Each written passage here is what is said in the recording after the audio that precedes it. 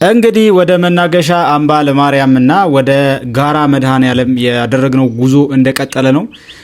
በዚህ ጉዞ ላይ አስደናቂ ነገሮችን ተመልክቻለሁ። ለምሳሌ በጋራ መድኃኔዓለም እኔ አላቅም ነበር ለረጅም ጊዜ ግሸን ደብረ ከርቤ ከመሄዱ በፊት ግማደ መስቀሉ በጋራ መድኃኔዓለም ተራራማ ስፍራ ላይ እንደነበረ አላቅም። ግን እስካሁን ድረስ እምነት የሚሰጥበት አባቶች እምነት የሚሰጡበት ቦታ ግማደ መስቀሉ አርፎበት የነበረን ቦታ ጨምሮ እዚህ በጋራ መድኃኔዓለም ይገኛል። ይሄ በጣም የሚደንቅና ያስደነቀኝ ታሪክ ነው። ይህንን አላቅም ነበረ። ለተወሰኑ ዓመታት በዚህ በጋራ መድኃኔዓለም ግማደ መስቀሉ ቆይቷል ማለት ነው። ሌላው በጣም ያስደነቀኝ ነገር በመጀመሪያ ቪዲዮም እንደገለጽኩላችሁ የስውሯ ልደታ ለማርያም ቤተክርስቲያን ነው። በግራኝ መሐመድ ጊዜ የተሰወረች ቤተክርስቲያን አለች። እንግዲህ ግራኝ መሐመድ ቤተክርስቲያናትንና ክርስቲያኖችን እየጨፈጨፈ በነበረበት ወቅት ላይ ይቺ ቤተክርስቲያን እቺ በጋራ መድኃኔዓለም የምትገኘዋ የቅድስት ልደታ ቤተክርስቲያን ግን በሚያስደንቅ ሁኔታ ምእመናኑን ከነካህናቶቹ ድረስ ሰብስባ የተሰወረች ቤተክርስቲያን ነች። እስካሁን ድረስ እቺ ቤተክርስቲያን የተወሰነች ትንሽዬ እንትን ተሰርቶላት ለምሳሌነት የሚሆን ታጥሮ ቦታው ታጥሮ በትንሽ ቤተክርስቲያን የምትመስል ነገር ተሰርቶላት ሲምቦል ነገር አሁንም ድረስ ስፍራው አለ፣ ይጎበኛል ማለት ነው። አልፎ አልፎ በዚህ ታላቅ ስፍራ በጣም የሚያስደንቃችሁ ነገር የጽንሃ ድምጽ ይሰማል፣ የቅዳሴ የማህሌት ድምጽ ይሰማል፣ የከበሮ ድምጽ ይሰማል። ከዛም ማለፍ ሲል ደግሞ የእጣን ሽታ ሁሉ በአካባቢው ላይ ስታልፉ አልፎ አልፎ እንደዚህ አይነት ነገሮችን ይስተዋላሉና ይሄ የአካባቢው ማህበረሰብና መነኮሳት የለመዱት እውነት ነውና እኔ በጣም ከተደነቅኩበትና በጣም ካስገረመኝ ቦታና ስፍራ አንደኛው ታሪክም ይሄ ነው። እቺ ቤተክርስቲያን እንግዲህ በጣም ረጅም ዓመት የቆይ ቤተክርስቲያኖች የተሰወረችው የልደታ ማርያም ቤተክርስቲያን ከ1600 ዓመት በፊት ነው በሰይዛናና በኢዛና ዘመነ መንግስት ማለት ነው በ330 ክፍለ ዘመን አካባቢ ነው የተመሰረተችው። ስለዚህ እቺ ቤተክርስቲያን በጣም ረጅም ዓመት ከክርስቶስ ልደት በፊት ማለት ነውና የኦሪት መስዋዕት ሲሰዋባት የቆየች ቤተክርስቲያን ነች። እሱም ብቻ አይደለም፣ አሁንም ድረስ ቅርሶች አሉ። ሙዚየም አለ በዚህ ታላቅ ስፍራ። እነዚህ የኦሪት መስዋዕት ሲሰዋባቸው የነበሩ ንዋየ ቅድሳትና የክርስቶስ ክቡር ስጋው ክቡር ደሙ ይፈተትባቸው የነበሩ ሁሉም ንዋየ ቅድሳት ጽንሃዎችን ጨምሮ በርከት ያሉ በደንብ የሚታዩ የንዋየ ቅድሳት በዚህ የኦሪት መስዋዕት ሲሰዋባቸው የነበሩት ንዋየ ቅድሳት በዚህ ጋራ መድኃኔዓለም ሙዚየም ውስጥ አሉ። እሱንም በአይኔ አይቻለሁ። ያው መቅረጽ አይቻልም ተብዬ በጣም በእንትን የቀረጽኳት አለች ትንሽ ቪዲዮ ለእናንተ የቀረጽኩላችሁ። ሙዚየሙን ለመቅረጽ ማስፈቀድ ነበረብን፣ ግን አጋጣሚ ደግሞ ይሄድ ነው እኛ በጣም አጭር ጊዜ ስለነበረን ለመቅረጽ ፈቃድ አላገኘውም በሰዓቱ ሰው። ስለዚህ ትንሽ የምትሆን ቪዲዮኖች እቺ የቀረጽኩላችሁ ተመልከቱት። ይህ ብራናው የምታዩት ይሄ ሚኒሊክ የሚል መጠጫዎች አሉ። በነገራችን ላይ ዘውዲቱ ትልቅ ታሪክ ነው ያላቸው በዚህ ቅዱስ ስፍራ ላይ እቴጌ ዘውዲቱ ማለት ነው። ስለዚህ የእሳቸው መቀመጫ የነበረ ወንበር፣ ማረፊያ የነበረ አልጋቸውም ጨምሮ በጣም በርከት ያሉ ንዋየ ቅድሳት አሉ። መጽሐፍት፣ ትልቅ የብራና መጽሐፍትን ጨምሮ ማለት ነው።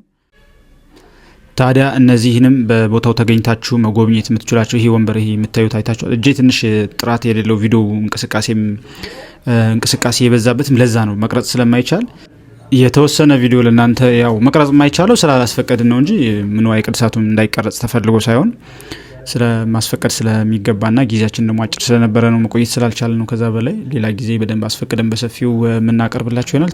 ታዩታላችሁ። በጣም የሚያማምሩና በጣም ቆየት ያሉ ጥንት ሺህ ዓመታትን ያስቆጠሩ ንዋየ ቅድሳት ከጀርባ የምታዩት ከጽንሃው ጀርባ በጣም ረጅም ዓመት ያስቆጠሩ ንዋየ ቅድሳት ናቸው። እነዚህ ደግሞ የጸበል መቅጃዎች የንጉሱ የነገስታት የጸበል መቅጃዎች ናቸው። አጼ ኃይለ ሥላሴን ጨምሮ በዚህ ነበር እቴጌ ዘውዲቱ ጸበል የሚቀዳላቸው በዚህ ነው። ይህ ደግሞ አልጋቸው ነው። የእቴጌ ዘውዲቱ ማረፊያ የነበረ አልጋ ነው። ሲመጡ ወደዚህ ስፍራ የሚያርፉበት የነበረ አልጋ ነው። ወንበራቸው እንደምታዩት አለ። እዚህ ጋር ሌሎች ጎብኝ ልጆች እህቶቼ ከልለውኝ መቅረጽ አልቻልኩም። እስኪ የሆነ ገለጻ እየሰጡ ያሉት አባት አሉ። እስኪ እሳቸው ድምጽ የሚሰማ ከሆነ በተወሰነ መንገድ ላሰማችሁ። እነዚህ እንደምታዩቸው ይዘጋሉ፣ ይከፈታሉ፣ በአንገትም ይያዛሉ፣ በማይደር ይያዛሉ። አባቶቻችን ባይዳ ካለም ተለይተው ሁሉም በበረሃ በምድረ በዳ ሲኖሩ እነዚህን ደግሞ ለመማፀኛ ይጠቀሙባቸዋል። በዛ በበረሃ ምን ባል የለበት እነዚህ ባንጋታቸው ይዞ ከፍቶ የተቀበለውን መከራ ለታርጋ ሰው ደግሞ እያሳሰቡ ለሀገር ለወገን ተጸልዩባቸው ስማጸኑባቸው ይኖራሉና መማፀኛቸውም ሆኖ መማፀኛው ነው አገልግሏል። እኔ በአጭሩ የእነዚህን ጉዳይ በእነዚህ በሁለቱ ነገር ብቻ ገለጥ አድርጌ ያለው ነገሩ ግን ታሪካቸው መሰረታቸው ይሄ ብቻ ሊሆን አይችልም። እናንተ ስለምታውቁ ታሰሙታላችሁ። ሌላው እንግዲህ አልጋውን ዙፋኑን ይሄን ልትጨምር ላይ ከዚች እዚች ድረስ ንግሥት ዘውዲቱ እያልኩ ነገርኳችሁ። እነዚህን ያሉ ሳቅሶች ዛሬ ላይ እንግዲህ እድሜያቸው ወደ 110 እና 11 ዓመት ያህል እድሜ ያላቸው ነው። ሌላው መሰዊያዎቹ ግን በአብርሃ አጽዋም ወይም ደግሞ ኢዛናና ሳይዛና በምናቸው ነገስታት ነው የሚያዙትና እነዚህን እንደው ዝም ብለን ቀስ ብለን አስማምተን ሸምግለን ከቦታው አመሰራር ታሪክ ጋር እንኳን አያይዘን ብንል ለዚህ ተራራ ላይ ዛሬ እድሜያቸው ወደ 1689 ያህል እድሜ ያላቸው እነዚህ ማለት ነው። እንግዲህ ይሄ ነው። ሌላው እንግዲህ ይሄ ነው። ይሄን ከታች ያለው መናጫ ይባላል። እንደው ባጭሩ ስለምታውቁት ይሄ ደግሞ ከጲላጦስ ተያይዞ የመጣና እስከዛሬም ድረስ በቤተክርስቲያናችን ውስጥ ሰፊውን ድርሻ ይዞ የሚያገለግል ንዋየ ቅድሳት ነው ማለት ነው። እንግዲህ ሌላው እዚህ ጋር የሚያወጣው ጻሕል ይባላል። ጻሕል ማለት የሥጋው ደግሞ ማክበሪያ መፈተሻ ማለት ነው። እንግዲህ ይሄ በአዲስ ኪዳን ሕግ ነው። የኦሪቱን መስዋዕት መሰዊያ ያንን ብለናል አይደል?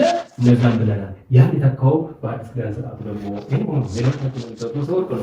መሰወርቁ ላይ ግርማዊ ሞገስ ቀዳማዊ ኃይለ ሥላሴ ስዩመ እግዚአብሔር በኢትዮጵያ ጽሑፍ ነው ያለው። ራሳቸው እንግዲህ ንጉሠ ነገሥቱ ስማቸውን ጭምር እዚህ ላይ ጽፎ በዚህ ቦታ በርክቶታል። ተግባሩ ወይም አገልግሎቱ ከዚህ ጋር ተያያዥነት ያለው አገልግሎት አለ። ቤተክርስቲያኑ ውስጥ ይሄ ነው። እንግዲህ ነው እዚህ ጋር መሀል ላይ የምታዩት ቀራንዮ መስቀል ከሁሉም ተለይቶ ደግሞ ይሄ እሳቸው ስም ያለበት ዘውዲቱ እዚህ ላይ ያለው እና በአጠቃላይ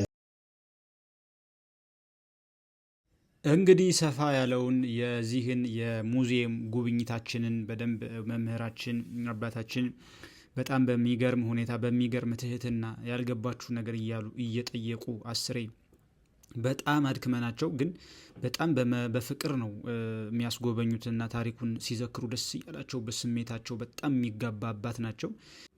እንግዲህ ይህንን የታሪክ ማህደር የሆነ የታሪክ ሀብታም የሆነ ስፍራ በዚህ መልኩ ካብራሩልንና ገለጻ ካደረጉልን በኋላ ወደ ውጭ ወጥተን እንደምታዩት ዳቤ እዚህ ጋር እየተሳሳቅን ነበረ። በጣም የተጨዋወትን ነበር። አንደኛው ጓደኛችን እንግዲህ ምን ይላል፣ ይህ እኮ በእንጀራ ቢመነዘር 7 እንጀራ ይወጣዋል ይላል። ይህ በጣም ወፍራም ዳቤ ነው፣ የገዳም ዳቤ። ከዛ አንዱ ደግሞ ይቀጥልና እሱንም ጤፍ ከሆነ ነው ሩዝ ከገባበት 14 ይሆናል ይለዋል። እንዲህ እየተባባልን ብቻ እየተጨዋወትን ዳቤያችንን በላን። ከዛ ስፍራውን በደንብ ደግሞ ዞር ዞር ብለን ጎበኘን፣ አየን። ከዛ በኋላ ምንድን ያደረግነው ወደታች ወረድን፣ ወደ ማርያም ወረድን። እዛ የቆሎ ተማሪ ሆኖ ማሳለፍ መቼም ድፍረት ይሰጣል። ማርያም ጋር መናገሻ አምባ ማርያም ጋር ስንወርድ ይሄ የእናቶች ገዳም ነው ሲሉኝ፣ አይ የእናቶች ገዳም ጋማ መግባት እፈልጋለሁ እንግባ አልኳቸው። ልጆቹን እንዴ ለምን ምን እንሰራለን ምናምን ሲሉኝ፣ አይ እናቶች ገዳም ጋር የሆነ ነገር አይጠፋም፣ ግድ የላችሁም እንግባ፣ የሚቀመስ ነገር አናጣም። እርቦን ነበረ፣ ቀን በቃ ወደ 8 ሰዓት ምናምን እየሆነ ነበረ እና እዛው ገዳሙ ላይ እንዳለን የሚበላ ነገር ምናምን ስንታች ወርደን ለመብላት ነበር እያሰብን የነበረው። ግን እስኪ ለምን ጎራ እንበል እስኪ እንግባ፣ ግዴ ለምን ጎብኘው ብዬ ገዳሞች የእናቶችን ገዳም ስገባ ይሄ እንትን ቤት ነው አሉኝ። በመሀል አዳራሽ፣ ትልቅ ሰፊ አዳራሽ አለ። ይህ ምንድን ነው ስላቸው፣ ይሄ የጸበል የጻድቅ ሰንበቴ ቤት ነው፣ መጠጫ መብያ ቦታ ነው አሉኝ። እንዴ ያለ የሚፈለገው እስኪ እንይ እስኪ ዝክር ካለ ምናምን ብዬ ጠጋ ስንል ኃይለኛ ድግስ ለካ እኒማሆይ ተሞሽረዋል፣ ሙሽራ ናቸውና እኒማሆይ ተሞሽረዋል። ያው ተሞሽረዋል የሚባለው ምንድን ነው? መንኩሰው ነው። መንኩሰው 40ኛ ቀናቸው የምንኩስና 40ኛ ቀናቸው በጣም በሚገርም ድግስ ተደግሶ እንግዲህ እዛ አካባቢ ያሉ መነኮሳት፣ አባቶች፣ ወጣቶች፣ የቆሎ ተማሪዎች ሁሉም ዜማ ቤት አለ እንግዲህ በቦታው እንደምታውቁት በዜማ ቤት ያሉ ተማሪዎች ሁሉም በቃ እዚህ ቦታ ተገኝተው እየበሉ የሟዋን በጸሎታቸው አስቡን እንኳን ለዚህ ያበቃውት እየተባለ እየተመረቁ ነው። ተበልቶ የሚጠገብ የማይመስላቸው መነኩሴ እኔ አይቻለሁ። በእርግጥ ብዙ መነኮሳት እንደዛ ናቸው። እዚህ ጋር ግን ወጣቶቹ እንደምታያቸው የእሳቸው ዘመድ ናቸው። እነዚህ ወጣቶች የሚያስተናግዱን አያውቁንም፣ አናቃቸውም። በቃ ዝም ብለን ገባን። ከዛ ቁጭ ያለን አንድ አባት የእሳቸው የቀረበውን ምግብ ኑ በዚህ ጋር ቁጭ በሉ ምናምን ብለው ለእኛ ሰጡን። ከሱ ላይ እየተጨመረ ያው ውጡ ካሉን እንወጣለን ብለን ነበር መጀመሪያም የገባ ነው። ግን እንደዚህ አይነት ቦታ ማንም ውጡ አይላችሁም። እንዲሁም በጣም በሚገርም ፍቅር በሚገርም እንክብካቤ ጠላው የሚገርም ጠላ በቃ የሚገርም እኔ ከረጅም ጊዜ በኋላ የሚገርም ጠላ የጠጣውበት ስፍራ ነው። በቃ ይኸው ልጁ የምታዩት እንጀራ መጨመር ነው። ይኸው ይዞ ተሽሙታት ነው መጨመር ብሉ በቃ ይኸው ታዩት ተቆራርሶ እንደዚህ እንጀራው በቃ ይኸው ጠላ እንትኑንም ከኛ ፊት ለፊት ነው ያስቀመጡት የጠላውን ማንቆርቆሪያ በቃ 4 ነን ምናምን በቃ እንበላለን እንከተዋለን ነው የምላችሁ። እና ማይቱ ራሱ ብሉ ጨምርላቸው ብሉ ልጆቼ ይላሉ። አቆንም ጭራሽ አይተውን የማያውቁ እኮ ማይ ናቸው። ብሉ ይኸው ጨምሩ። እዚህ ጋር ልጁን እያናገሩት ነው የምታዩት። እኔ ማይ ጠጋ ቆይ እስቲ እዚህ ጋር እና እንትን እያሉት ነው አጨምርላቸው እንትን አምጣላቸው ካልጫው ማርግላቸው ከቀዩ ማርግላቸው ነው የሚሉትና በጣም የሚገርም ሳናስበው የሚገርም ድግስ እንግዲህ ገዳም ቤተክርስቲያን በዞርኩኝ ቁጥር አንድ ማያጣኝ ነገር ድግስ ነው። ድግስ ካለ መግባቴ አይቀርም። ውጣ ሲሉኝ ካሉኝ ወጣ እችላለሁ እንጂ ውጣ ደግሞ አትባሉም። በቃ እንዲህ ነው ቤተክርስቲያን ህይወት እንዲህ ነው።